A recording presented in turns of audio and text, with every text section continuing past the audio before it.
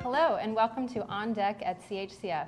Today we're talking with Dr. Clemens Hong, primary care physician and health services researcher with Massachusetts General Hospital and instructor at Harvard Medical School. Dr. Hong, thanks for joining us. Thanks for having me.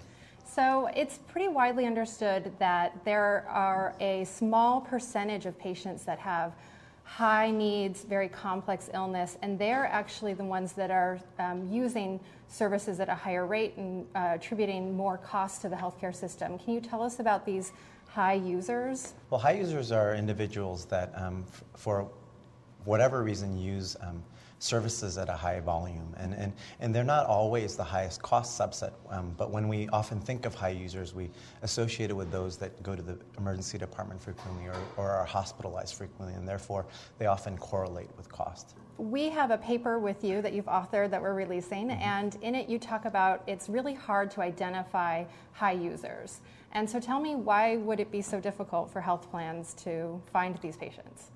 Yeah, I mean, you would hope that it was obvious, but it isn't. I think there's a number of different reasons for that. I think, for one, high users aren't always high users, and so there are subsets of patients that may have used frequently in the past that don't in the future. An example of that may be someone who had a knee replacement that had an infection afterwards and had to go back for a repeat surgery, but after they get through that process, they're not likely to need significant services. And on the flip side, there's those that don't have past utilization, someone who's on the verge of a severe heart attack, for instance, who we can't predict, but once they do have that heart attack, they become high users. In addition, a lot of times we don't have all the data that we need to sort of determine this. For example, there may be a patient that goes from one health system to the other using the emergency department, and if you're just working from one hospital system, you may not pick up their use in other systems, and so you don't realize how much they're using healthcare. Tell me a little bit about how care management programs are addressing utilization.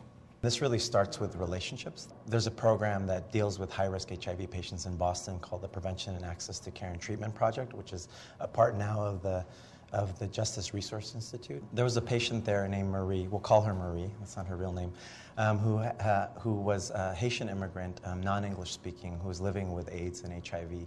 And she was really struggling to interface with the delivery system, and the primary care doctors that took care of her had referred her because for 4 years she had really not taken her medications. PACT used the community health worker who was essentially trained as a care manager to basically engage the patient, and so they developed a relationship with Marie over time and quickly discovered that she had, was working 2 jobs. She was had primary caregiver responsibility for her daughter, and was struggling just to understand the delivery systems here in the U.S. And Marie ended up losing custody of her child and losing her work.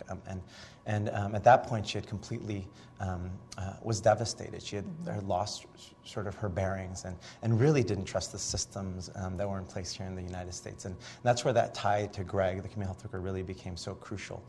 He had built a trusting relationship with her, and over time was able just to walk with her through the process and help her understand that perhaps one of the clear pathways to getting control of her life and getting her child back was to sort of focus on her health and her mental illness and her HIV care.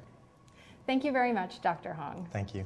And I encourage everyone to visit chcf.org and download the paper Finding a Match, in which Clemens describes a little bit more about best practices for aligning the needs of high-risk patients and the programs that exist to serve them.